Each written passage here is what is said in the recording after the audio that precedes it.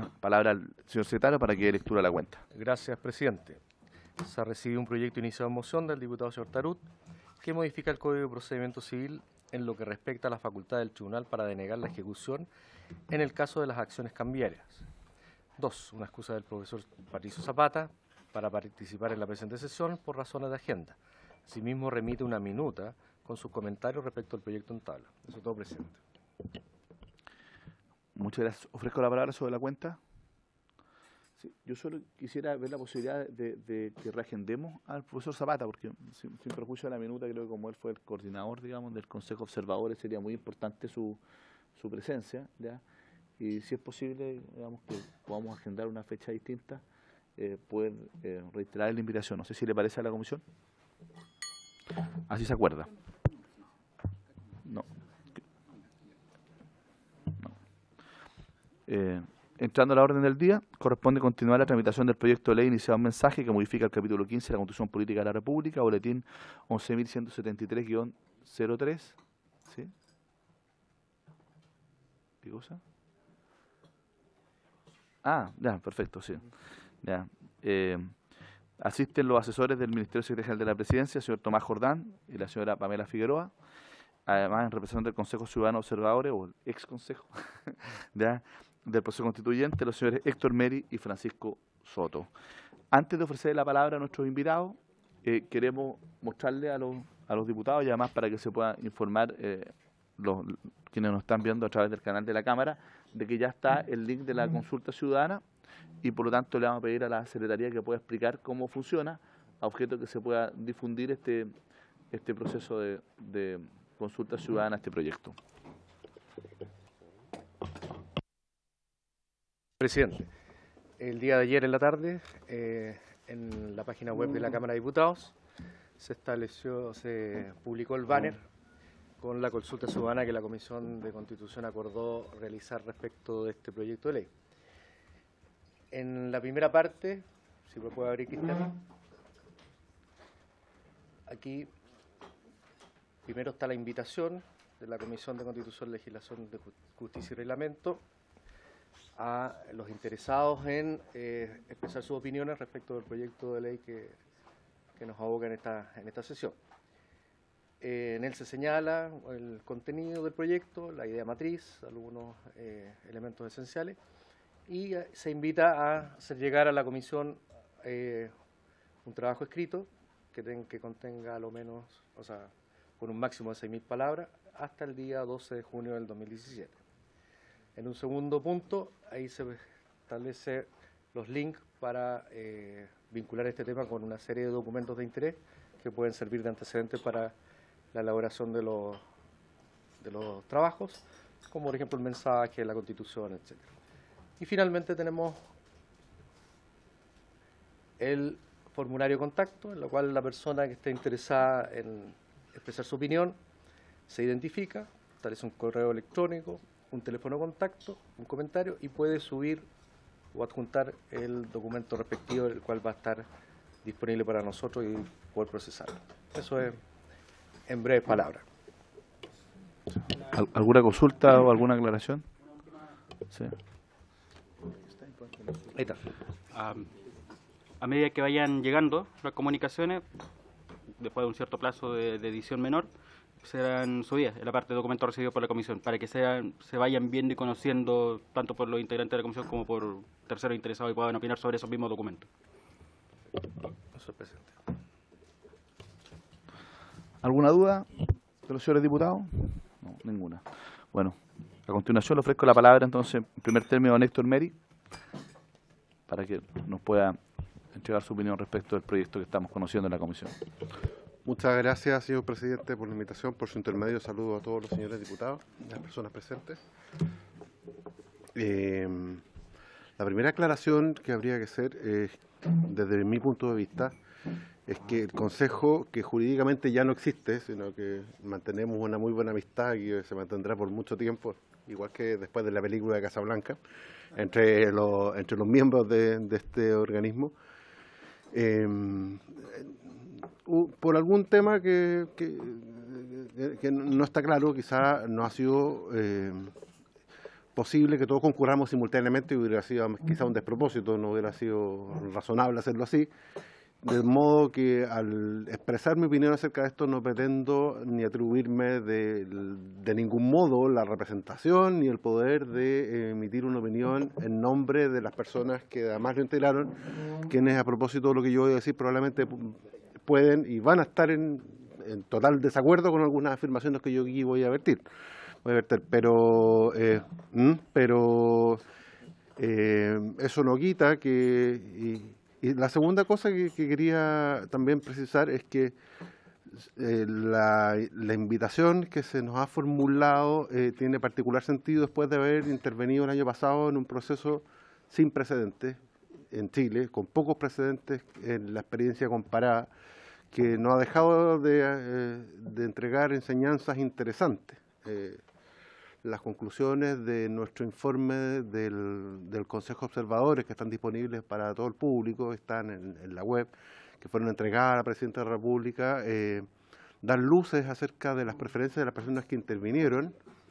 Se ha dicho en esta misma comisión por parte del señor Ministro del Interior que se dice como consorna el nivel de participación, el número real de participación en comparación con el universo potencial que ha sido bajo, y la verdad es que yo lo miraría de otro punto de vista también. Los que no concurren también de algún modo es una manera de expresar una opinión.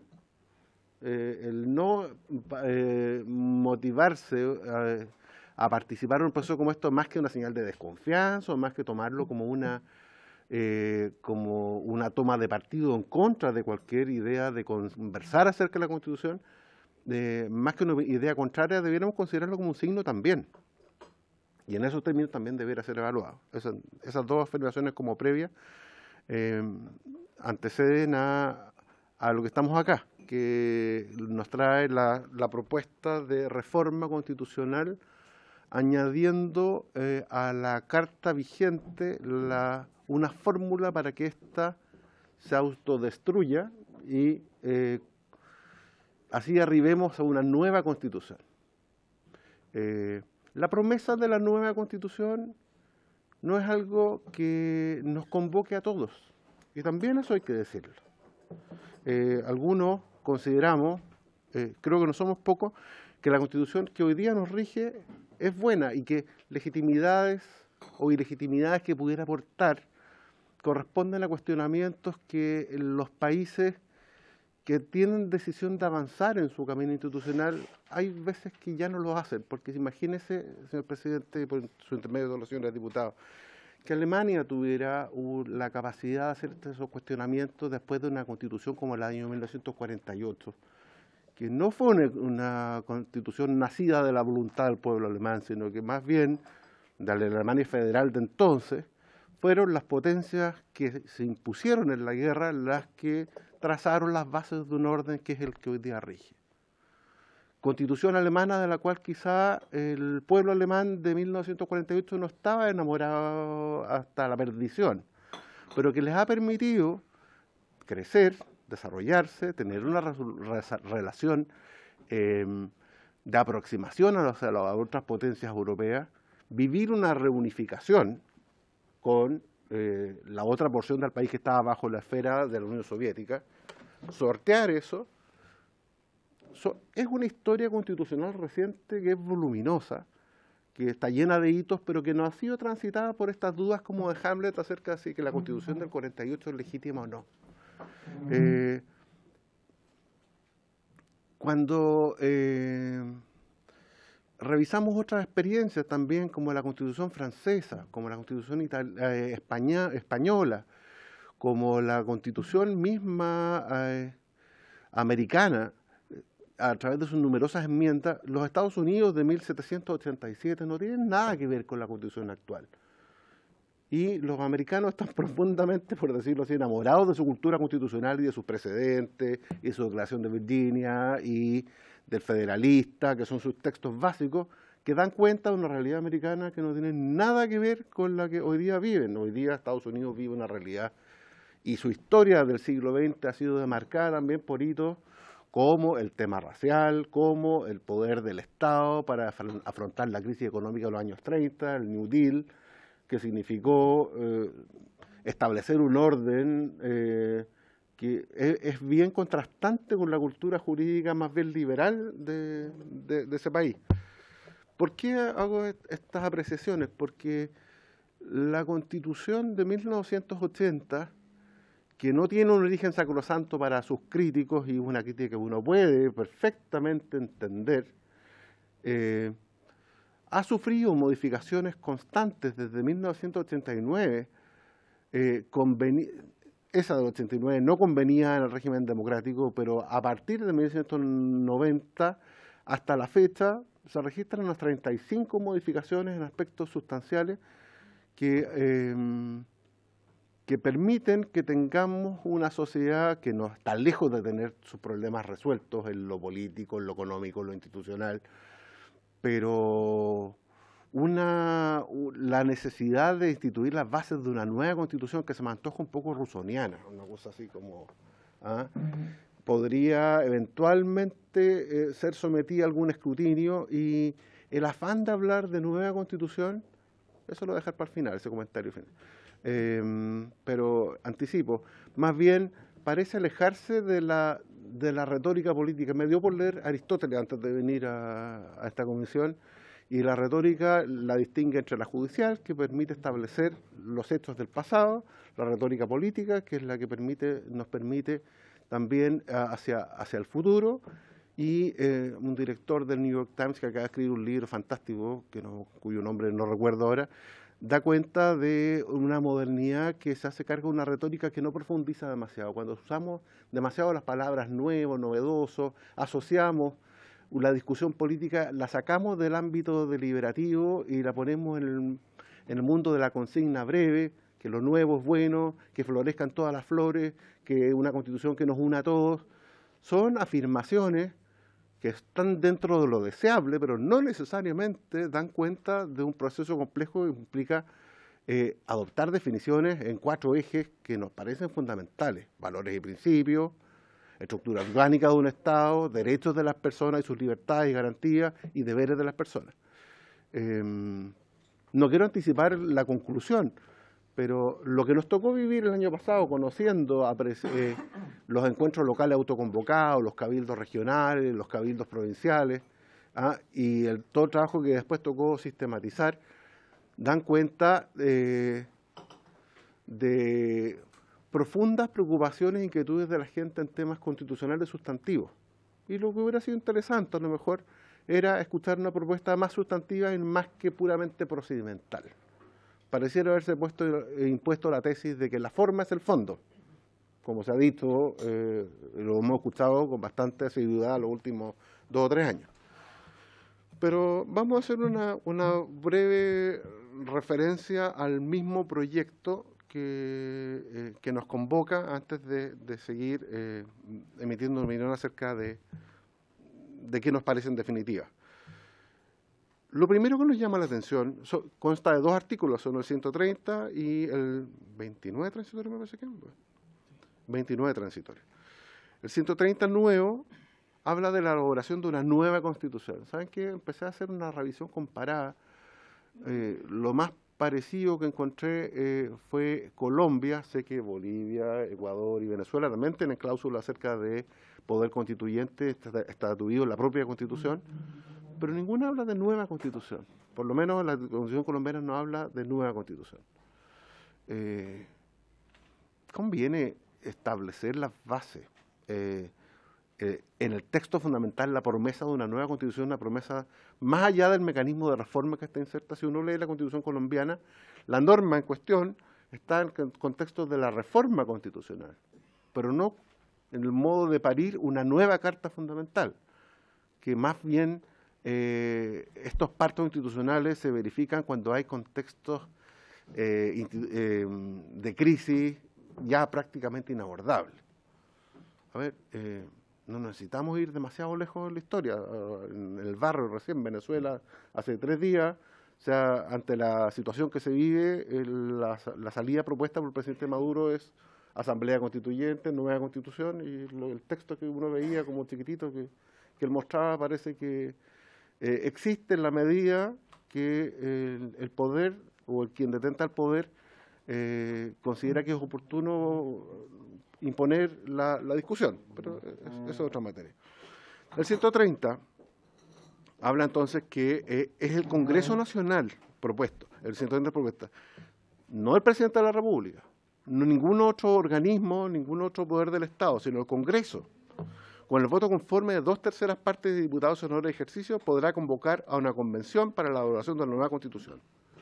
Esta convención, toda la determinación de cómo se convoca, de la forma de su integración, sistema de nombramiento y elección de integrantes, organización, funciones y atribuciones y mecanismo de participación ciudadana, no es la Carta Fundamental la que lo contiene en el artículo permanente, sino que lo abandona a una ley orgánica constitucional. Eso se me antoja sumamente extraño, porque si uno ve con otros órganos del Estado que la Constitución define, reglamenta, estas cosas generalmente están asignadas en la propia Carta Fundamental al órgano que en este caso va a ser el encargado de generar una carta.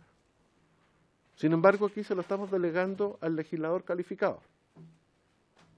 ¿Por qué no está estos enunciados que son básicos, por qué no están en la propia reforma que se pretende introducir y por qué cometemos eso a las potestades, la naturaleza, su integración, que son cosas cruciales? Decimos que debe estar en una ley orgánica, no en la propia Constitución. Es una incógnita que para mí no tiene respuesta y el Ejecutivo puede tenerla.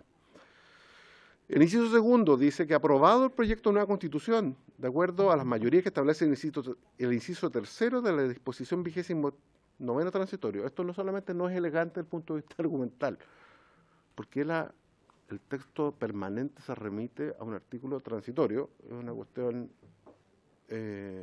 extraña, y fíjese que de la remisión aparece dos posibles quórum, porque dice el artículo al que se remite, el artículo permanente, que la Convención aprobará las materias de que trate la nueva Constitución de acuerdo a lo establecido en el inciso segundo del artículo 127. O sea, de nuevo salta permanente al transitorio salta al permanente, que habla de 4/7, y las materias no dispuestas en dicho inciso serán aprobadas con el voto conforme a las 2/3 partes de los miembros de la Convención.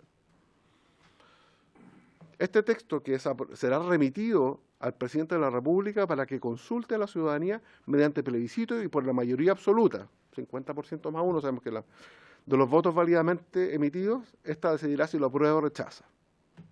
Para estos efectos, solo para estos efectos, el voto será obligatorio. Por supuesto que no se dice nada acerca de las consecuencias de que no sea obligatorio, acerca del acto que se pretende o del texto que se pretende aprobar o no. Si la discusión del voto voluntario obligatorio fue incorporada en Chile después de sendas reformas, una constitucional de 2009 y otra legal de la ley constitucional del año 2012,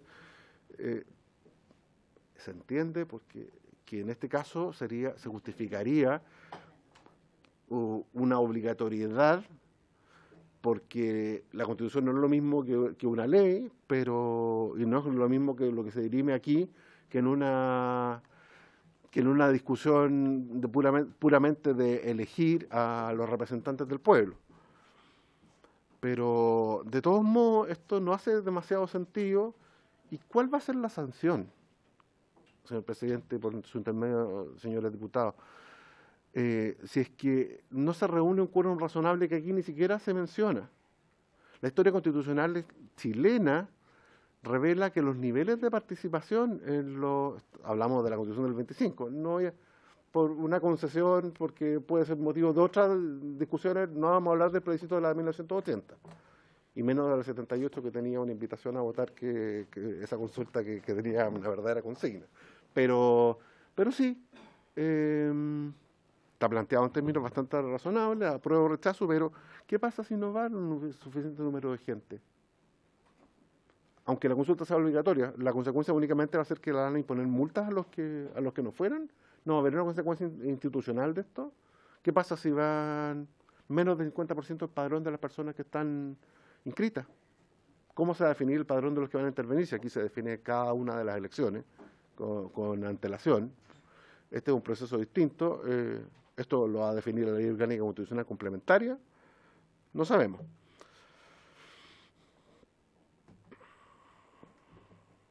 Son demasiadas las cosas que quedan abandonadas entonces, a mi juicio, a la Ley Orgánica Constitucional. Esta Convención Constitucional carece de plazo para desempeñar sus funciones. La Constitución colombiana, al hablar de la Asamblea Constituyente, digamos Asamblea Constituyente, si a lo mejor llamarla Convención o Asamblea, esto es una Asamblea Constituyente. No veo gente que porte antorchas, ni hay que tener miedo a eso, pero lo propuesto es una asamblea. No digamos que por el hecho de haberla llamada convención sea una cosa distinta. Lo que sí llama la atención es que se invite a través de este mecanismo de reforma constitucional a que este Congreso y sus dos ramas consientan en que sea otro órgano, y no este Congreso, y no el Presidente de la República, los que diluciden una cuestión tan importante. En el contexto, no quiero robarle palabras a Pancho Soto, que va a decirlo probablemente en su intervención más rato, pero él escribió un texto sobre Asamblea Constituyente, experiencia latinoamericana y actual debate en Chile, el año 2014, donde dentro del contexto de las conclusiones hace referencia a que estas asambleas funcionan en caso de deslegitimación generalizada de las instituciones y del Congreso. ¿Están dispuestos, sus señorías, a hacer una declaración de este tipo? De que este Congreso no tiene la aptitud, no tiene la legitimidad para hacer una discusión constitucional por sí misma. Nosotros no vamos a respaldar a Soto. Me está interpretando. Esa es una interpretación libre. Es una interpretación, sí, teñida por la libertad. ¿Ah? Pero no. Está dentro de los adjuntos de la presentación que dije. Pero aunque el autor aquí presente va a tener la oportunidad de contradecirme, no puede dejar de llamar la atención que no sea este Congreso el que sea llamado a dilucidar esta cuestión.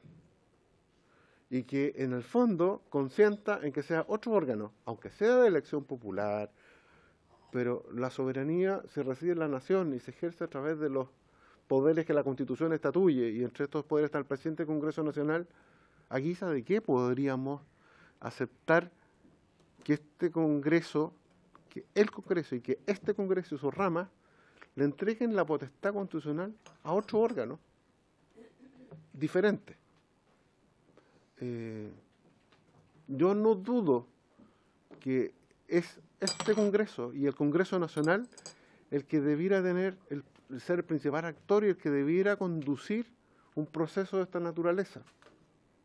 Hay una diferencia en el proyecto al decir que la Asamblea es convocada por el Congreso, pero con eso no basta.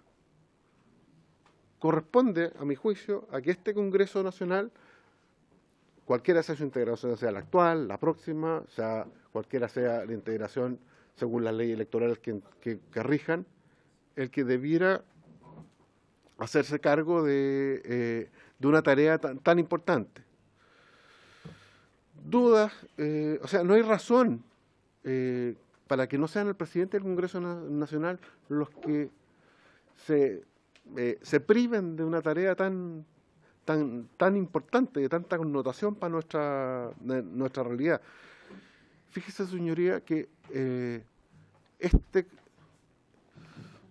hay un mecanismo que dice que la convención se disolverá una vez que haya entregado el proyecto, pero el texto en cuestión, más allá de la suerte que siga esto, si es aprobado o no, va a quedar como un artículo 130 permanente de la Constitución. Siempre, entonces, pongámonos en el hipotético caso que esto no dé resultado. Que no se reúnan los quórums, que no tengamos ley, o que aprobada la reforma constitucional no se apruebe la ley que constituya. Va a quedar un artículo que siempre va a contemplar que la potestad de una nueva constitución va a quedar radicada en una convención a la que probablemente va a estar escrita en el papel, pero no va a ser convocada en la práctica.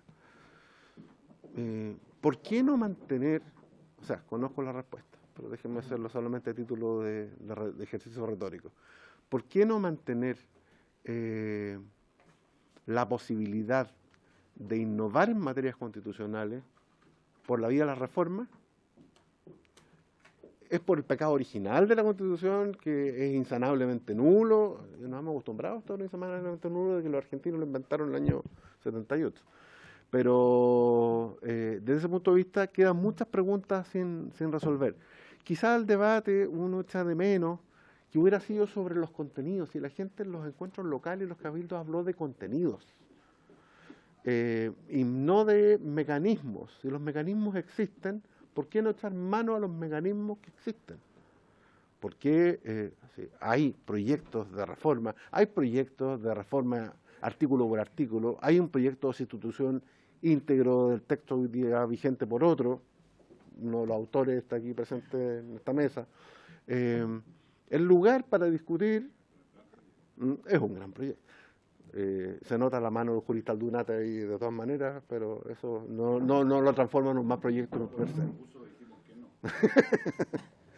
La mano que no está. Por lo tanto, llama la atención eso,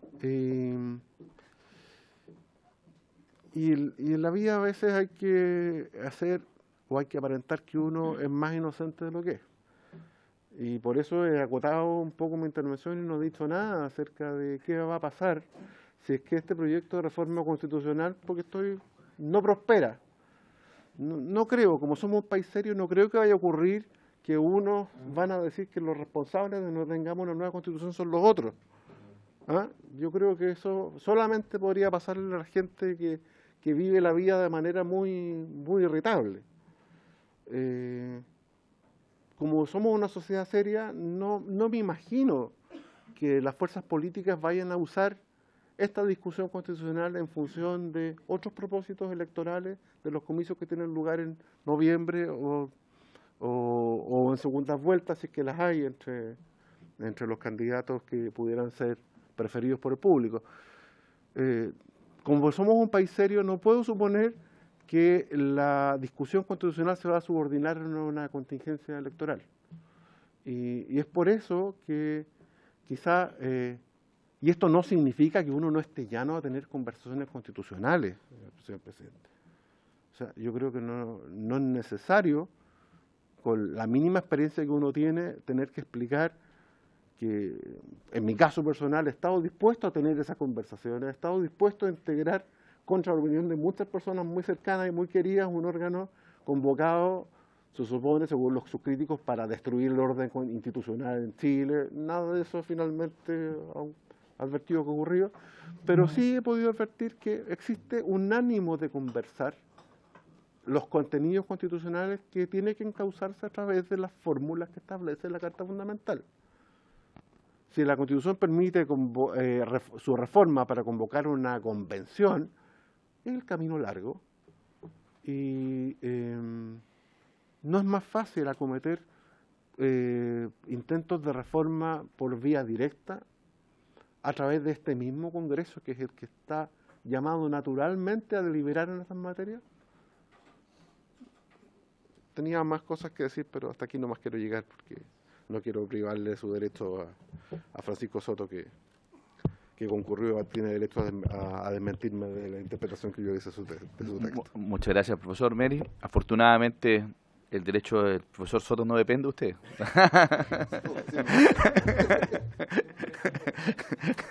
Así está. Sí. No, ya lo íbamos a cortar ya. Bueno, le damos la palabra al profesor Francisco Soto. Bienvenido. Y tiene la oportunidad de poder desmentir todo lo afirmado por el profesor Meri. Gracias, presidente. Yo primero quería presentar mis excusas. Yo recién me enteré ayer en la tarde de esta reunión, entonces no pude presentar un texto por escrito, lo que me comprometo a hacer posteriormente. Desde mi punto de vista, estamos viviendo un momento muy importante y un debate muy profundo sobre los cambios constitucionales en el mundo se está publicando sistemáticamente un montón de textos. De hecho, hay una estadística que dice que en los últimos 30 años más de la mitad del mundo ha cambiado sus constituciones de manera completa. O sea, esto es una práctica que se viene instalando y que, ¿cómo se llama? Hay un autor que se llama Elster, que ha estudiado este proceso y dice que se han articulado una serie de olas constitucionales y que cada periodo de cambio constitucional desde la Revolución Francesa y Americana tiene un sello y un estilo de debate. El último, según este autor, está marcado por las constituciones que se hacen después de la Guerra Fría, básicamente reformas, constituciones europeas. Y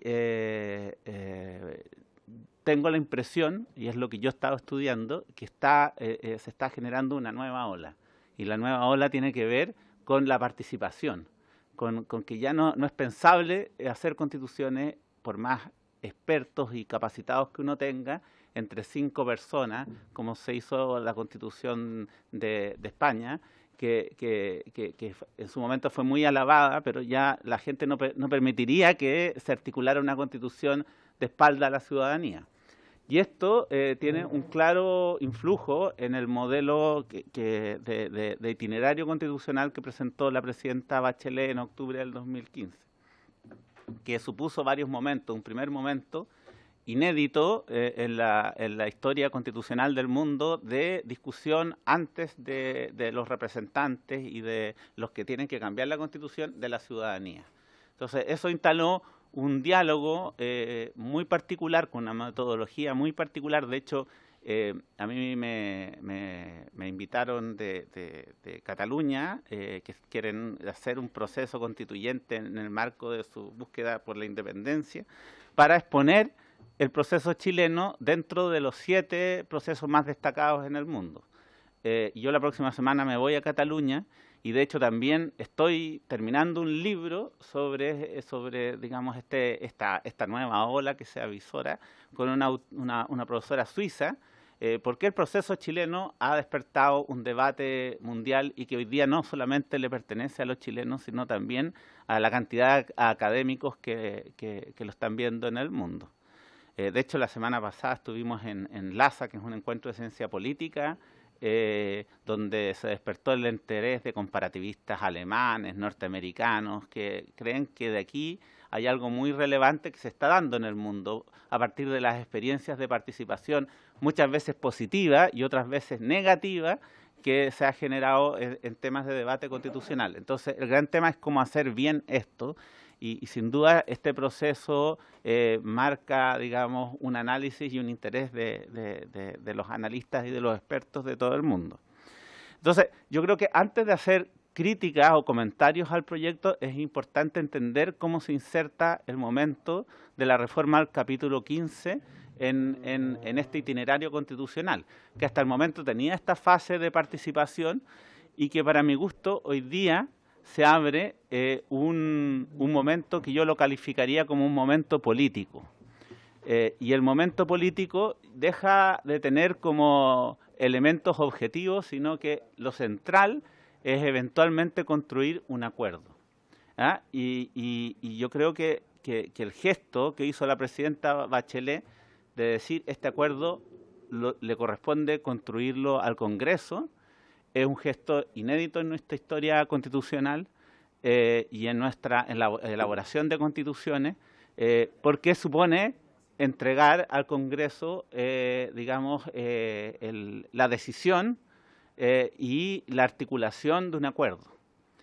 Y es un momento histórico donde, digamos, todas las encuestas y los estudios dan cuenta de un decaimiento del Congreso como espacio para articular la política y los acuerdos políticos, y le impone a ustedes un desafío muy relevante. El dar una señal a la ciudadanía que ese acuerdo no se pudo articular y que pese a la gran cantidad de experiencia comparada, a la gran cantidad de reflexión, no se puede establecer un mecanismo de reemplazo constitucional que satisfaga a todos los sectores políticos. Yo creo que sería un gran fracaso. Entonces, es importante que ustedes se den la oportunidad de recibir información, de articularse, de dialogar, porque tienen tras sus hombros un momento muy importante para el futuro del país. Construir estabilidad constitucional es claramente, y legitimidad en las instituciones es un desafío que todos los países se los están dando. Y hoy día es el Congreso, es el llamado a ver si se puede articular ese acuerdo. Entonces, yo miraría el proyecto de reforma que presentó el Ejecutivo como una invitación hacia eso. Y claramente cada uno de los puntos son opinables. Y la gracia del acuerdo que presentó ¿cómo se llama?, el gobierno, es ver si ese acuerdo realmente satisface a todos los sectores. Yo tengo opiniones a lo mejor distintas en algunos de los puntos con el gobierno, pero yo creo que eso es secundario. Lo central es que ustedes puedan construir un acuerdo de todos los sectores políticos y establecer un mecanismo de reemplazo que satisfaga a todos los sectores y a la mayor cantidad de opinión crítica que se va a articular en torno a este tema. Entonces yo creo que ese es un punto muy relevante a tener sobre la mesa. Entonces, entrando ya derechamente al proyecto, yo creo que el primero establece una gran cosa. Establece la idea de diferenciar la reforma del cambio total. Yo creo que la experiencia comparada es sostenida en eso. Las últimas, desde el año 78 en adelante, se vienen regularmente estableciendo en las constituciones mecanismos de reemplazo y distinguiendo de la reforma, porque claramente cuando uno hace modificaciones sustanciales en un área, si no tiene contemplada, por ejemplo, las modificaciones que uno vaya a hacer en la forma de gobierno, a la forma de Estado, a la descentralización, eso queda trunco. Y esa ha sido la experiencia de los últimos 30 años, el regular mecanismos de reforma y de reemplazo. Si uno se detiene, por ejemplo, en la experiencia latinoamericana, las experiencias latinoamericanas casi todas son, ¿cómo se llama?, cambios que se hacen por fuera del mecanismo institucionalmente establecido, con la complicidad de los tribunales constitucionales y la Corte Suprema de los respectivos países. Y esos procesos latinoamericanos, todos son distintos. Es muy difícil encontrar puntos en común. El único acuerdo que existe en todos los procesos latinoamericanos es que si se quiere hacer nuevamente un reemplazo, esto tiene que ser regulado en la Constitución y esto tiene que hacerse institucionalmente. El desgaste de los países que han hecho estos procesos por fuera, como lo estamos viendo hoy día a lo mejor en Venezuela, es muy grande. Y estos procesos latinoamericanos consideraron que era central distinguir la reforma del cambio total. En ese sentido, mi impresión, y es mi tesis, digamos, que perfectamente esto podría regularse no en un capítulo 15, sino en un capítulo 16, donde se regulara esta fórmula y eso permitiría incluso bajar el quórum de 2/3 a 3/5.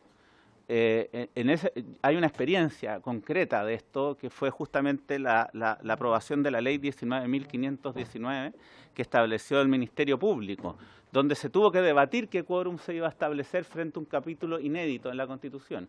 Y eso básicamente se determinó que iba a ser los artículos que se reformaran.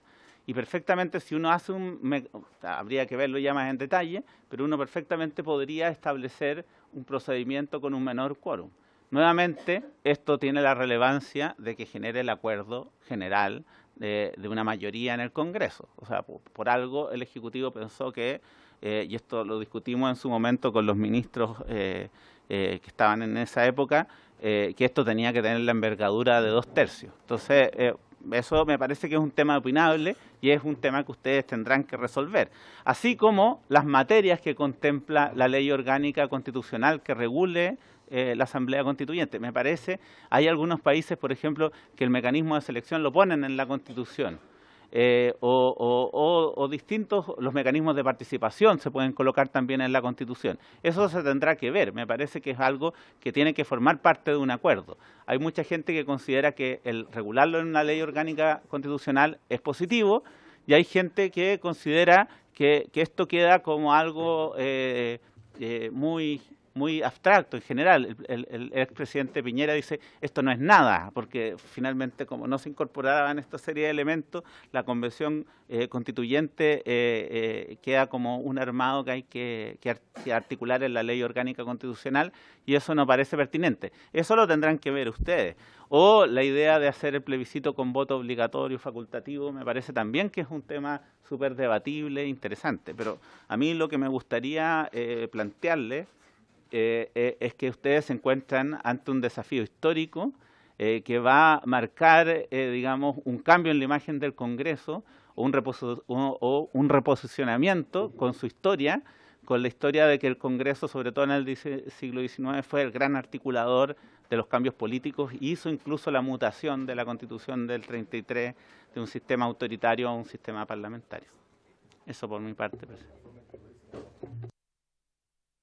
Muchas gracias. A ver, ofrezco la palabra. Ofrezco la palabra, ¿va a hacer algunas consultas? Diputado Andrade.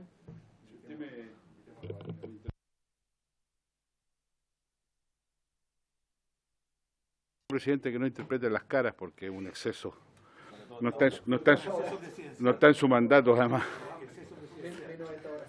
Pero, no, solo un comentario general. Mire, este tema, a propósito de la intervención del profesor Meri, por su intermedio, presidente, este tema de la legitimidad o no de la Constitución, sin lugar a duda, es un tema esencialmente político-simbólico. Y en consecuencia, hay un dato clave, se lo escuché a Zapata en un comentario cuasi futbolístico. Él no sabe mucho de fútbol porque es hincha de la Unión Española, lo que ya revela un desacierto original. Él decía, si alguien está en condición en Chile de defender la Constitución o transformarla en un dato y decía, nadie atacaría a la selección chilena. Todo el mundo defendería a la selección chilena. ¿Alguien defendería la Constitución? Al margen del contenido. La Constitución, la institución Constitución. Entonces, esto de asimilarlo a otras constituciones que tuvieron probablemente también orígenes muy espurios, la Constitución japonesa la hizo MacArthur, la alemana la impusieron las fuerzas dominadoras, bueno, todas tienen una historia. Todas son medias bastardas, la verdad. La chilena, por cierto, también, tal vez en exceso. Pero hay un tema básico, efectivamente ha sido objeto de cambios, reformas, todo lo que usted quiera. Pero hay un tema básico que la va a perseguir. Hagamos lo que hagamos, la va a perseguir, porque está instalada en la fisonomía de la opinión pública, en el sentido ciudadano. Tal vez incluso no siempre vinculado esto con razones muy desde la sensatez, de la racionalidad, está instalado. Es como cuando uno tiene un mal origen y aunque se componga en la vida, lo va a perseguir igual. Yo podría dar algunos ejemplos así de cuestiones que lo persiguen a uno. Lo pasa eso con la Constitución. Entonces, el cambio constitucional o una nueva Constitución no es una frase de eslogan. Es una cuestión que se hace cargo de un sentido. Mire, Pinochet fue malo. A lo mejor era bueno, pero fue malo. Eso está instalado. No hay argumentos en contra de eso. Nadie defendería a Pinochet hoy día, ni siquiera usted, profesor Meri. Ni siquiera usted, profesor Meri. ¿Ah? Yo sé que usted es una persona ingenua, usted mismo lo declaró. Usted lo declaró, pero ni siquiera usted haría ese esfuerzo. Está instalado. No está a la diestra, para los que creen, no está a la diestra de Dios Padre. No está. Eso los creyentes podrán hacer una defensa de la caridad, pero no está. Eso ni siquiera a la siniestra, para el caso de los que no somos creyentes. Está instalado. Bueno, lo mismo pasa con la Constitución. Aunque usted la arregle, aunque usted lo amonone, aunque le saque los lentes a Pinochet de la foto, no lo va a arreglar. Está. Entonces, el esfuerzo político simbólico que esto implica, sin perjuicio del contenido técnico, es esencial, porque la Constitución debe dejar de ser una escaramuza de discusión política contingente.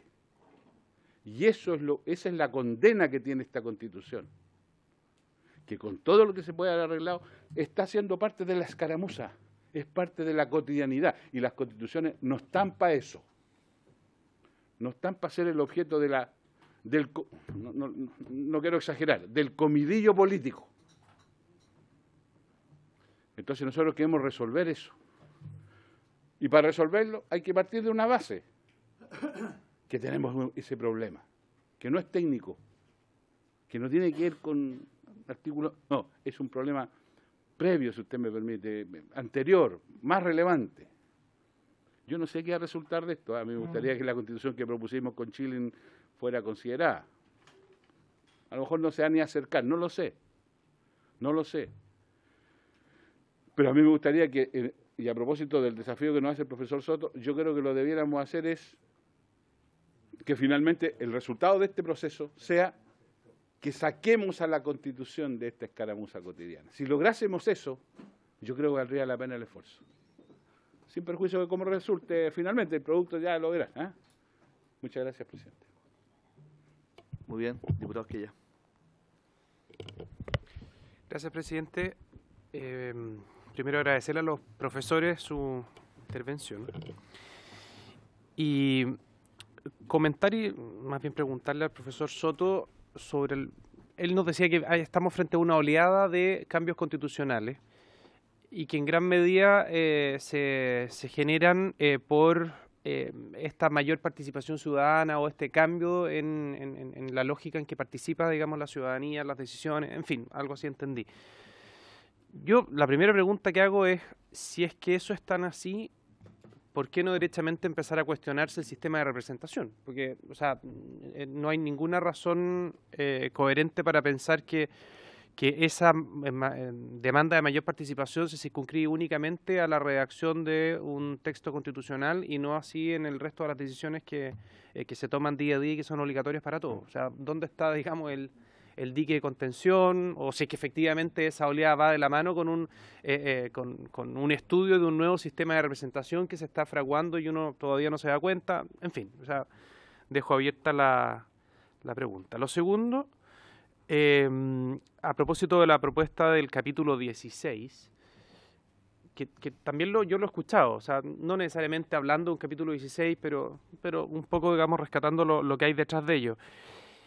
Ahí surge, digamos, y a propósito de cambiarle el quórum y bajarlo, o sea, surge algo que es de cajón, que es que no puede lo menos, no puede lo más. O sea, si es que yo quiero modificar toda la Constitución versus, digamos, modificar algunas partes como está claro, digamos, en los quórum en el capítulo 15, si yo quiero modificarlo todo, bueno, por supuesto que necesito alcanzar el mayor quórum para poder modificar el resto.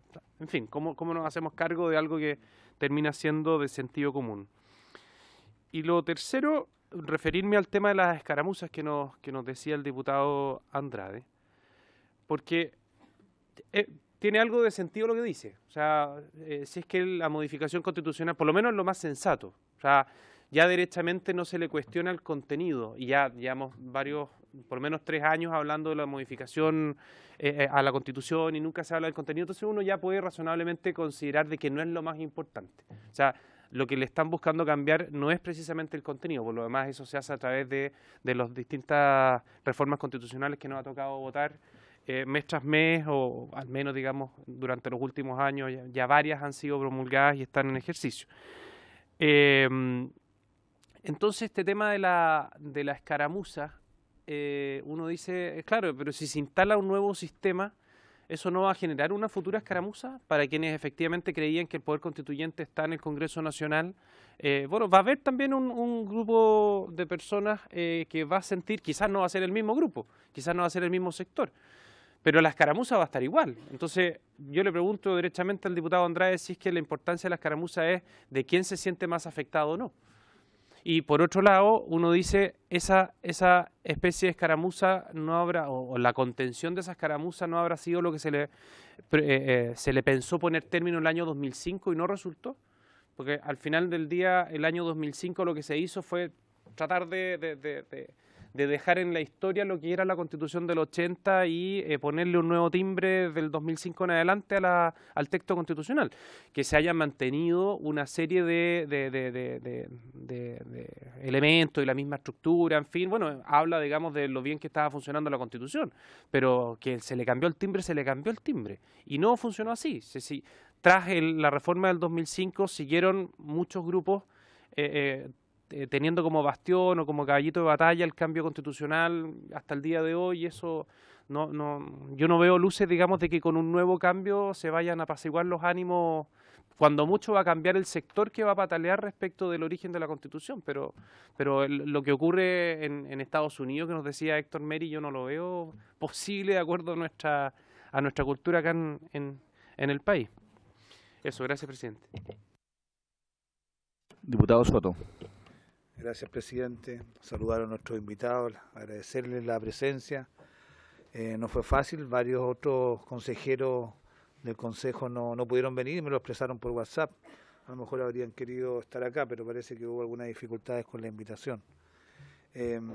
Primero, sobre el tema de la legitimidad de la Constitución del 80 o la necesidad de sustituirla por una nueva Constitución, que es la tesis sobre la cual se explayó mayormente el profesor Meri. El punto es saber si estamos en una crisis que tiene la intensidad suficiente para justificar un cambio o una sustitución constitucional. Ese es el tema de fondo. Ahora, hay varios elementos que uno tiene que considerar. Durante estos últimos años hemos cambiado casi todas nuestras leyes políticas, hemos hecho un Big Bang en la ley de partidos políticos, algunos incluso nos acusaron de irresponsables porque podíamos suprimir todo el sistema, otros aplaudían, pero finalmente la valla que se había puesto, a pesar de todas las objeciones, ha demostrado ser bastante saludable para el sistema en general. Se cambió el sistema de financiamiento de la política a nivel de partido y campaña, el sistema electoral, que son las reglas del juego de la política, también fue sustituido. Si no, esas sustituciones, esos cambios sin duda reconocen una crisis de legitimidad de la política en general. Yo creo que son elementos a considerar. Lo que no se ha cambiado es la Constitución en cuanto al sistema político. Y ahí hay varias opiniones al respecto, hay algunas bastante razonables. Sobre todo ahora cuando estamos viendo que las cosas están sucediendo de manera muy distinta a como habían sucedido en los últimos 27 años. Pero la pregunta que yo le quiero hacer es, ¿cómo se mide la ilegitimidad de una Constitución? ¿Por los grados de convulsión social? Porque usted mencionó que casi todas cuando desembocaban en crisis ahí no había ninguna duda. El profesor Soto puso el ejemplo de Cataluña, que están precisamente en un proceso de disrupción social en torno, en este caso, a la independencia o las autonomías que puedan tener con respecto al país. Están pidiendo un plebiscito, han habido casos de desobediencia civil en torno al nivel central. En fin, en materia comparada, de acuerdo a su experiencia, profesor Meri, profesor Soto, ¿hay que esperar a eso para poder cambiar la Constitución? ¿Hay que esperar que estemos en una crisis terminal? Porque este tema de la nueva Constitución ha ocupado las demandas de gran parte de la ciudadanía, no sé cuánto, pero la mayoría, en lo último, desde que se dictó la Constitución del 80. La demanda de nueva Constitución siempre ha estado, e incluso después del 2005, que fue un intento que pretendía justificarla, se agudizó aún más. Y nada avisora que vaya a concluir o vaya a aminorar. Es un tema de forma, a propósito de lo que decía el diputado Esquella. En esto yo no quiero entrar al contenido porque, por así decirlo, el contenido no es lo fundamental acá, sino es más bien el tema de la legitimidad política y social de la Constitución vigente y la necesidad de hacerla ahora. Yo estoy obviamente partidario de que abordemos esto como una oportunidad para el país, que busque, así como lo hemos hecho a través de estas leyes políticas, darle una salida a esta crisis de representación. Y no hacerlo probablemente la va a profundizar y nos va a llevar hacia una crisis más profunda. Segundo, preguntarle a ambos sobre la integración de la Convención Constitucional. El proyecto nada dice acerca de cómo se integra. Probablemente todos apuestan a que sea parte del debate acá en el Parlamento, pero me gustaría que nos dieran algunas luces o algunas realidades que se han visto en procesos similares, cómo se integran. Sin duda debería ser una mixtura entre probablemente personas designadas o electas por la ciudadanía, ojalá electas, y también algún nivel de parlamentario. Yo no sé si hay experiencias concretas que sea necesario destacar en este debate de hoy día. Tercero, respecto al quórum de 3/5 que planteó el profesor Soto, me parece muy interesante que usted lo plantee, porque el gran drama que enfrenta esta reforma constitucional es que necesita 2/3, así lo definió la presidenta, y en eso no lo vamos a poner en cuestión. Pero usted es profesor de Derecho Constitucional, ha dicho que es posible que esto sea también aprobado por 3/5, dependiendo de la ubicación, por lo que logré entenderle, y de alguna otra consideración. Me gustaría que se explayara un poquito más en eso, porque sin duda hay que buscar mecanismos que destraben o desbloqueen el avance de este proyecto. Y una propuesta como la suya sirve para ese propósito, y sirve para los propósitos que la inmensa mayoría de los chilenos, creo yo, aspiran, de que este proceso avance y tenga conclusión como una nueva constitución. Y por último, el rol que puede tener un plebiscito, no tanto de aprobación de una reforma constitucional, de una nueva constitución ya decidida acá, sino que como mecanismo inicial, que pueda resolver una controversia que los propios parlamentarios no seamos capaces de resolver en el Parlamento, a nivel comparado y también como mecanismo más bien de decisión soberana. El pueblo es el soberano en estas materias, y a mí me parece muy razonable que siempre cuando haya un bloqueo, una disrupción en un proceso de este tipo, pueda ser consultado. Yo creo que eso también le agrega dosis de legitimidad que este proceso no está teniendo con los niveles que se quisiera. Eso, presidente. Gracias, diputado Soto. Solo quisiera pedirle que a sus contactos de WhatsApp, que por favor envíen la excusa a la Secretaría, y ver si es que hay algún problema en la comunicación, también lo vean con la Secretaría y si es posible reagendarlo, ¿ya? Para hacerlo por los canales formales. Diputado Monque. En otra comisión también nos envían excusas a través de diputados, ¿no? La comisión investigadora. Así es. Una otra que haga un grupo WhatsApp. A propósito de Monker, me acordé de Monker, pero no este Monker, el otro. Sí. Oiga. No, este es el bueno. Aquí tenemos al bueno. Ya, Monker, el bueno, tiene la palabra. Oiga, gracias, presidente. Varias cosas. Venía escuchando atentamente al señor Meri por información de WhatsApp que me venían dando. Muy bien. Oiga, claro. Entretenido este debate. Yo no sé si sea productivo los días jueves a esta hora, porque ya vemos dificultades respecto de los invitados. Quizás, presidente, habría que evaluar pero eso es resolución suya. Yo no quiero gastarme el tiempo en buscar el mejor día, pero sería bueno buscar una alternativa para que tengan todos posibilidades de llegar y poder exponer como corresponde, los invitados sobre todo. Oye, varias consideraciones y una pregunta final que no sé si lo habrán abordado, que me interesa, pero de las consideraciones, y un poco engancho lo que dije la vez anterior, respecto de la reunión anterior cuando estaban los dos ministros, el ministro Izaguirre y el ministro de Interior. Es evidente que hay una serie de cuestionamientos constitucionales y ustedes mismos se han hecho cargo y se ha planteado como una bandera de lucha de sectores políticos de que la República va a ser distinta y va a cambiar si es que tenemos o no una nueva Constitución. También es cierto que los tres periodos constitucionales chilenos, las tres discusiones importantes chilenas han surgido de crisis. Pero eso no es absoluto, o sea, no porque haya una crisis tiene que existir una nueva Constitución. Perfectamente la Constitución existente en una crisis puede dar objeto a soluciones institucionales sin necesidad de cambiarla, o al revés.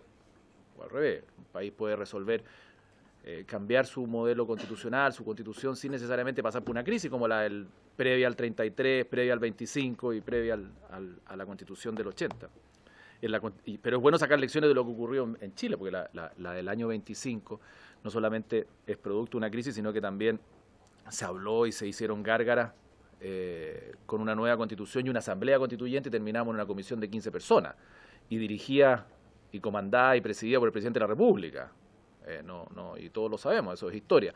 Y además dictar la constitución se demoró 7 años en estar vigente, y con una seguidilla de gobiernos militares de izquierda golpistas que terminaron trayendo nuevamente a Alessandri de vuelta a Chile, para poder, claro, para poder instaurar un sistema constitucional que había sido aprobado el año 25. Y eso fue la realidad, esa es la realidad de Chile. Entonces, y que funcionó hasta el año 73, donde nuevamente hubo una crisis. Entonces, y vaya qué crisis. Entonces, yo creo que en esto no hay verdades absolutas y por lo tanto a no comprarse todas las recetas. A mí me cuesta entender lo que dice el diputado Andrade, o sea, no es que me cueste entenderlo, lo entiendo perfectamente, pero me cuesta comprarme el argumento, en el sentido de que esta Constitución hoy día, yo voy a usar un término, está muy manoseada y es cuestionada en el fondo, y lo digo en el buen sentido de la palabra, y muy cuestionada por algunos, y por lo tanto no nos deja avanzar en otras definiciones porque sigue siendo cuestionada de origen. Porque claro, lo plantea el diputado Andrade, que esta Constitución tendría una suerte de característica que es bastarda, pero fue adoptada por Ricardo Lagos.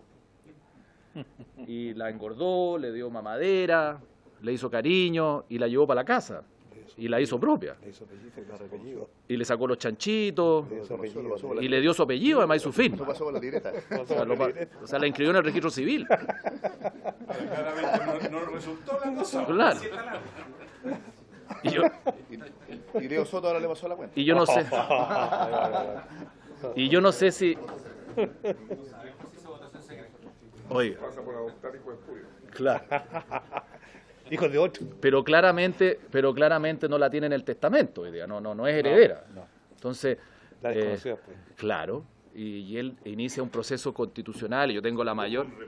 Oye, yo tengo el mayor respeto por don Ricardo Lagos, y digo don Ricardo Lagos, porque hay otros que aquí en esta mesa no les gusta mucho.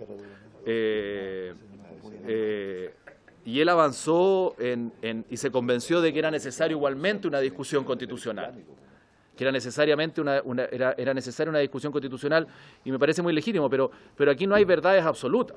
Entonces, y apelo nuevamente a la lógica de la confianza. La nueva mayoría, ex Concertación, levantó la bandera. Me acuerdo del señor Rendón cuando entran al Congreso, al ex Congreso, y irrumpen en una comisión de Constitución donde estaba el ministro de Educación militante del partido, Felipe Bulnes, de mi partido. Y surge ahí, por ahí decir, yo diría que ese es como el punto determinante del mensaje de nueva Constitución, porque lo que buscaban ellos no era una reforma a la educación, sino que lo que buscaban era algo más profundo. Y la presidenta Bachelet legítimamente lo toma como un argumento potente y lo pone en su campaña y resulta elegida, y un programa de gobierno muy bien elegido y muy respaldado. Entonces, el problema es el siguiente. ¿Hasta dónde llega esto? Porque finalmente el diputado Andrade señalaba, la nueva mayoría tiene una bandera de lucha, que no sabemos dónde va a terminar, pero hoy día el Frente Amplio, que surge desde la nueva mayoría o estuvieron asociados, levanta una bandera que va incluso un poquito más allá. Yo no quiero hacer comparaciones odiosas, pero conversábamos recién con el diputado Soto, y vemos en Venezuela un modelo que no tiene límite, no tiene comparación con Chile.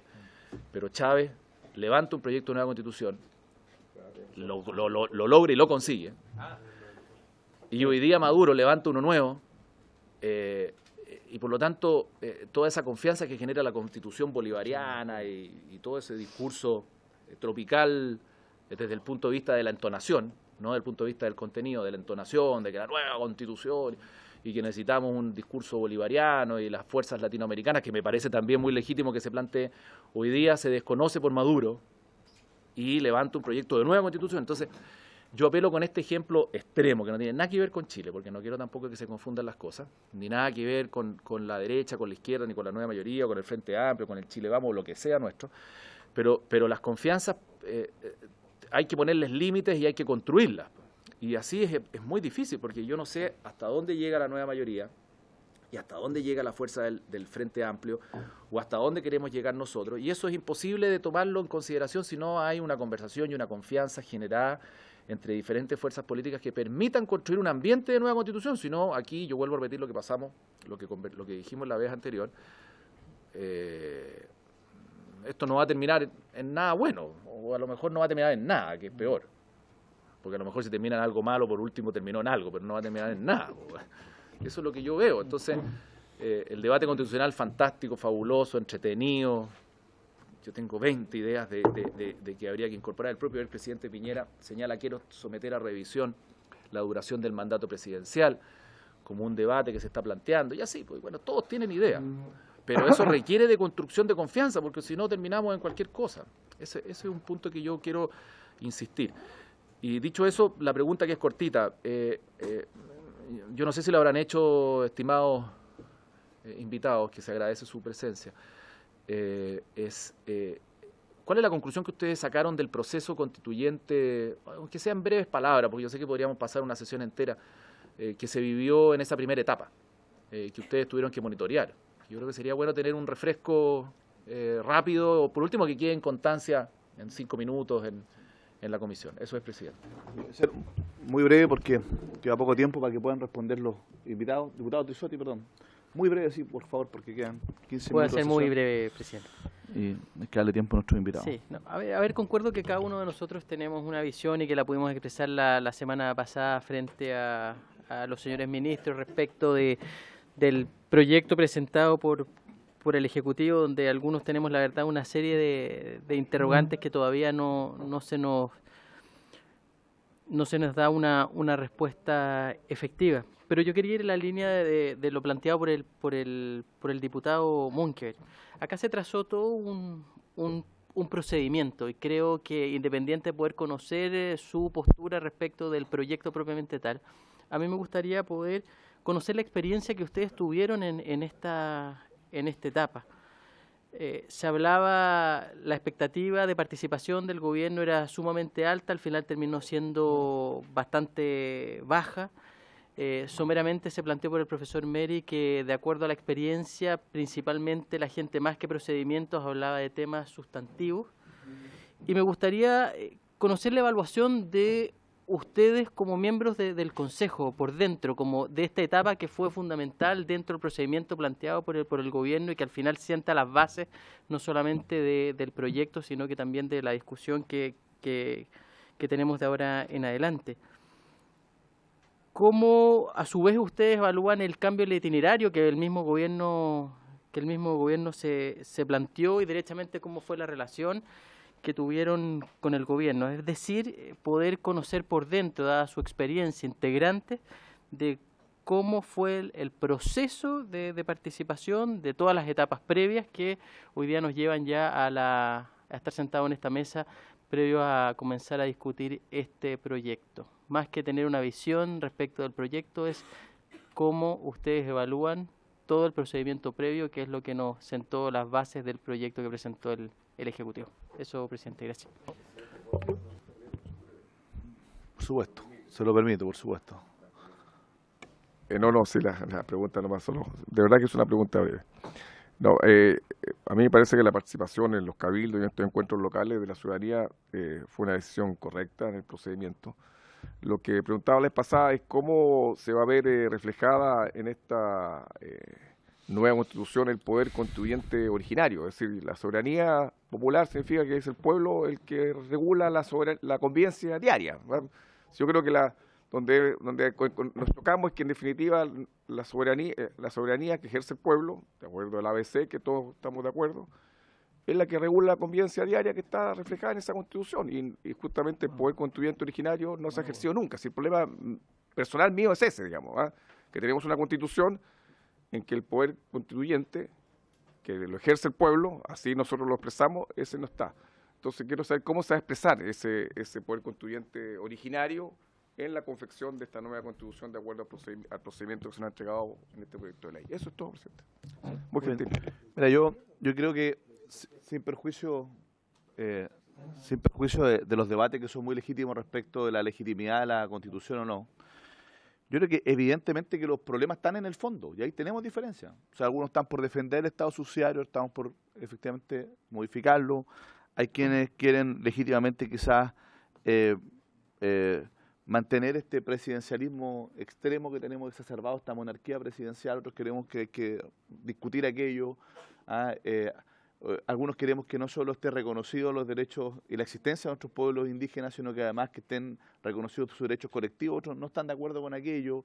Esta es una constitución que le tiene temor a la participación de alguna manera, ¿verdad? Y creo que son temas que son discutibles en el fondo. El tema de la propiedad privada, por ejemplo, un tema y cómo el estatuto jurídico que tiene la propiedad privada, cómo está de alguna manera resguardada la Constitución, en los términos que está resguardada.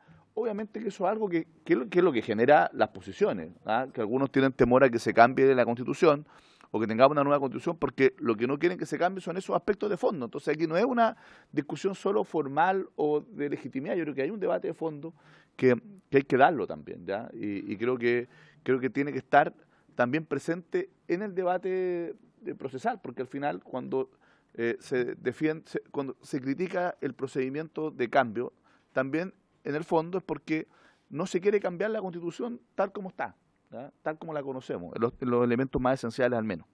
Y yo creo que eso es bueno transparentarlo, ¿ya? Transparentarlo. Y ahora quisiera yo hacer alguna pregunta. Si ustedes en el Consejo de Observadores fueron consultados respecto de este cambio en el itinerario, ¿ya? Porque este es un cambio, no fue lo mismo que presentó la presidenta en su momento. Lo que nosotros íbamos a tener era efectivamente un proyecto de ley habilitante para que el próximo Congreso pudiera efectivamente dar opción entre distintas posibilidades, acordar entre distintas posibilidades de cambio constitucional. Y esto cambió con este proyecto. Yo quisiera saber si ustedes fueron consultados, fue parte, digamos, de las conclusiones de los diálogos que se generaron, de los encuentros autoconvocados, de los cabildos, si fue parte de ese proceso o no. ¿Qué rol tuvo el Consejo de Observadores? ¿Cuál es la opinión que tuvo el Consejo de manera formal respecto a esto, del itinerario? ¿Ya?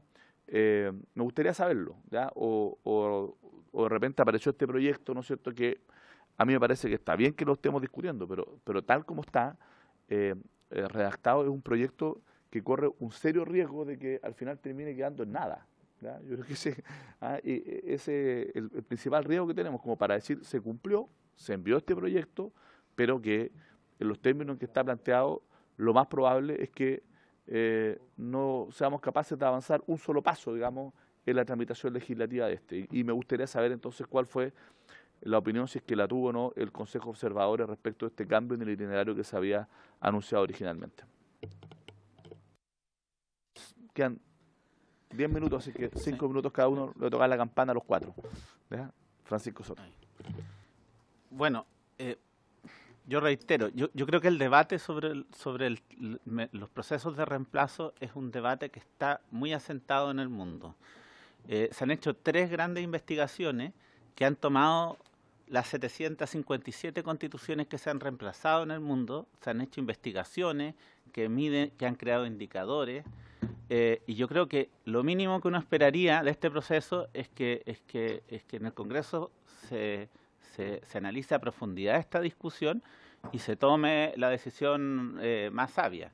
Entonces, yo creo que ustedes tienen que hacer un gran proceso de discusión y ojalá poder traer a los actores, como en su momento lo hizo SECPRES. SECPRES se puso en contacto con los grandes investigadores, los conoce, y sería muy importante que ustedes recibieran la información de primera mano. Yo creo que una cosa que uno esperaría como mínima, ¿ya? Yendo a las preguntas en específico, esta tensión entre representación y participación tiene 2 vertientes. La vertiente norteamericana, donde los mecanismos de participación están en los estados, y hay experiencias, como por ejemplo en California, que uno a través de un referéndum puede cambiar una ley sin pasar por el Congreso. Eso tiene una crítica muy dura que el senador Walker como que lo identifica, que son los cientistas políticos más vinculados al debate norteamericano. Yo vengo de la experiencia europea, donde justamente en esta última oleada de constituciones, desde Kelsen, se resolvió el tema de la tensión entre representación y participación. Y lo que pretende la participación es potenciar los partidos y potenciar a la representación. Y son los mecanismos que están en Europa y han funcionado.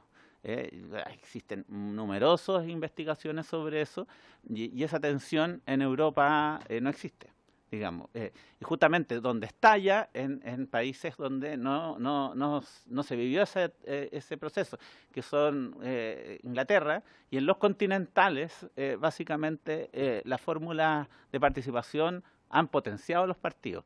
En Suiza, No hay ningún referéndum de los más de 500 que se han hecho a lo largo de la historia que no ha sido impulsado por un partido político y no lo ha fortalecido. Entonces, y eso básicamente se regula en leyes y en articulaciones. La participación debería ser algo que potencia a los partidos y no que los debilite. Y en el tema constitucional también, o sea, es impensado que una constitución no se haga sino por representantes. En Francia existe un debate larguísimo que lo sistematiza muy bien Carré de Malbec. ¿Por qué se opta por la Asamblea Constituyente y la tensión que existe entre los congresos y las asambleas constituyentes? Y de hecho, en Francia se mira con malos ojos el que el Congreso, que elabora las leyes, dicte la Constitución.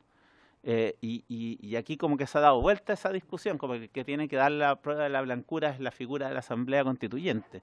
Y eso, ellos le llaman mucho la atención que esto se trastoque aquí, y eso es básicamente por algunos académicos que han satanizado la figura de la Asamblea Constituyente en la opinión pública, construida sobre falacias, ¿eh? No necesariamente de ese lado, viene del otro.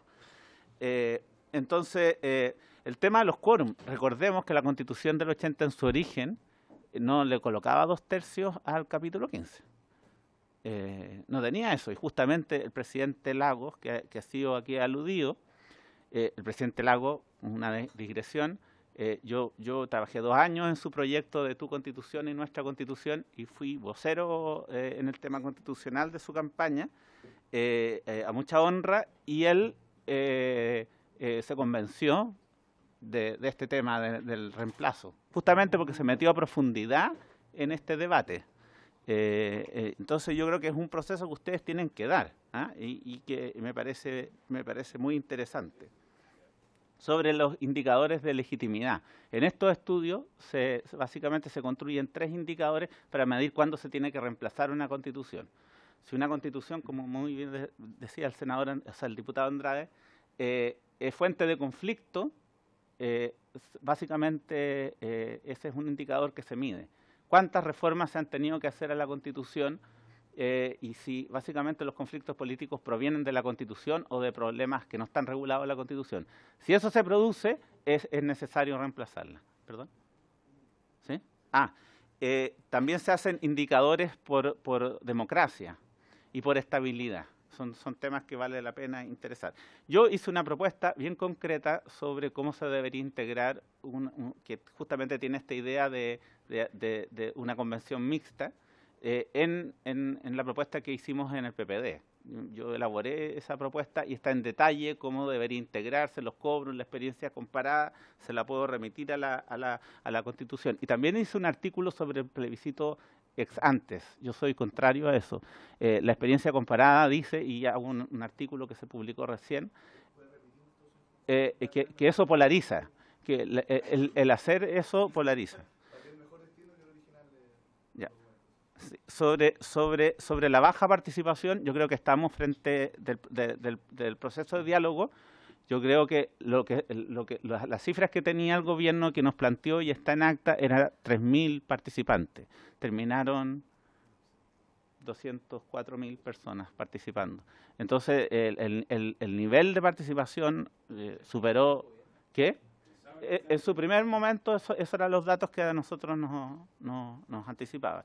Y si uno lo mide porcentualmente, si lo mide porcentualmente, es el proceso de participación más participativo en el mundo. Si lo compara con Chile, el proceso de la 20.500 congregó a 7.000 personas. Y me parece que también un dato aproximado el de las consultas indígenas que se hizo en su momento. Nosotros, si los comparamos con Colombia, con el proceso que se dio en Islandia, con el que se acaba de aprobar en Italia, se cerró en Italia, no llegan ¿cómo se llama? A una cifra superior al 1% de la participación. Sobre el tema del cambio del itinerario, nuestra labor era acompañar el proceso de diálogo ciudadano. No teníamos ninguna responsabilidad en saber cómo se cambió, ni correspondía consultarnos. De hecho, cuando se hizo este proyecto, nosotros ya no se había terminado nuestro mandato. Hasta ahí. Brevísimo, porque están llamando a la sala. A la afirmación del diputado señor Andrade y la pregunta del diputado señor Soto sobre las cuestiones de legitimidad de una Constitución, si bien Pancho ha dado una respuesta desde la perspectiva académica, me gustaría aportar el siguiente dato. Hoy día, hace unos 20 años, 25 años, se habla constantemente en la doctrina chilena acerca de la constitucionalización del derecho. ¿Qué significa? Que nos acostumbramos, más allá de la amistad o confianza que tengamos en el texto constitucional, en circunstancias que se generó, o de las dudas justificadas de algunos que están en esta mesa respecto de la legitimidad de su origen, la Constitución es usada. Cuando una persona tiene un problema con su ISAPRE y le suben el plan, no dice, ¿sabe qué malo fue usted?, sino que acude al recurso de protección. Hoy día los ingresos de recurso de protección por salud en la Corte de Santiago deben superar los 110.000, por tirar una... O sea, la Constitución, más allá de los reparos que tengamos, se usa por las personas. Se acostumbró el pueblo chileno a que la Constitución no era un texto que estaba por ahí en un estante, sino que lo usa en sus decisiones cotidianas. La Constitución se utiliza en cuestiones laborales, sobre tutela de derechos fundamentales. Estamos acostumbrados a discutir desde el punto de vista de la Constitución. O sea, aparece alguna opinión adversa permanente, que es legítimo proferir, pero al mismo tiempo aparece una utilización cotidiana, al punto que algunos de los expertos y que creen estos sistemas perfectos de leyes que no deben, que el legislador debe ser soberano para definir muchas cosas, que la Constitución no debe entrometerse, ven como un problema y lo trasladan, lo califican como constitucionalización del derecho civil, del derecho procesal, del derecho administrativo. Lejos de verlo como un problema, veo que es una señal de recepción. Es muy raro escuchar, porque uno no se puede hacer el sordo aquí. Por supuesto que hay gente que reclama contra la Constitución, pero paralelamente la gente la usa en su vida cotidiana. Un dato curioso. Eso a mí desde ese punto de vista, da una pista para responder la pregunta acerca de la legitimidad. En cuanto al uso, creo que hoy día eso no estoy en condiciones de controvertir. Sobre la pregunta del diputado señor Monkeberg, creo que es necesaria y oportuna una discusión constitucional.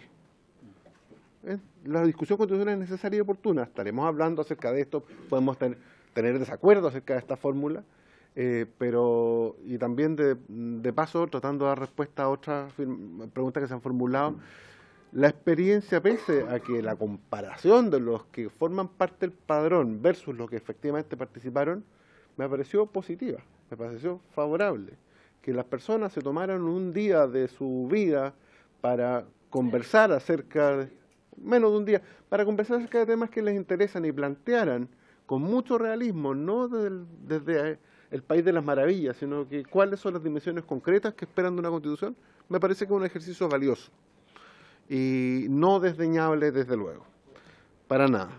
Desde ese punto de vista, superó incluso la expectativa, no solamente del gobierno, sino que de acuerdo con los datos que el gobierno había dado, en algún momento parecía, muy al principio del proceso, que iba a ser como un 0,38% del padrón, y nadie puede hablar de una Constitución desde ese punto de vista. Pero fue más gente. Y eso es valioso. Y lo que dijo la gente en esos encuentros es muy interesante analizar, y por supuesto que está puesto ahí como para que... Es muy largo para analizarlo hoy, me quedan como 2 minutos y cuarto, así que no voy a extenderme respecto de esa materia. Sobre si fuimos consultados, no fuimos consultados. Y una buena razón es porque el Consejo ya no existe desde que entregó su informe en enero de este año, y hay una razón ahí, si se quiere, como de vigencia formal que hace que no haya moción consulta.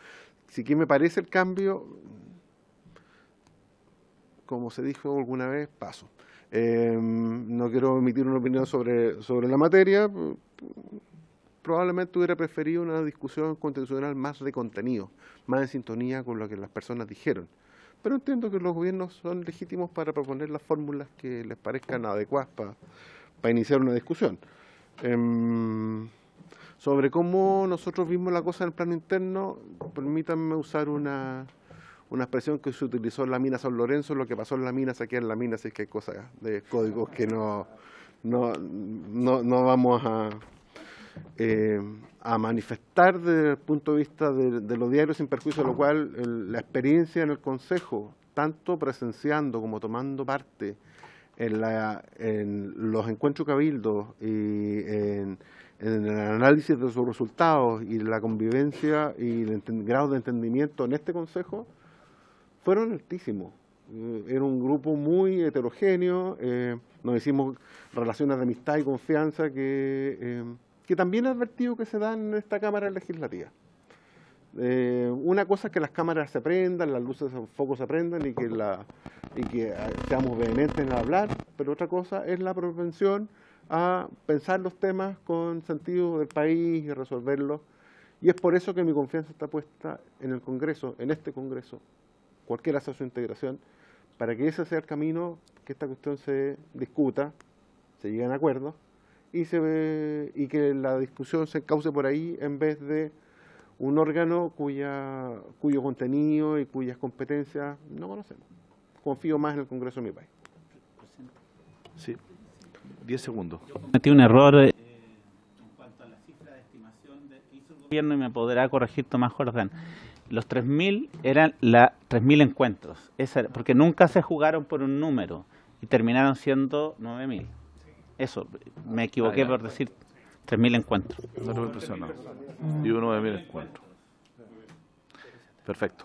Muchas gracias. Habiéndose cumplido con el objeto de la presente sesión, se levanta.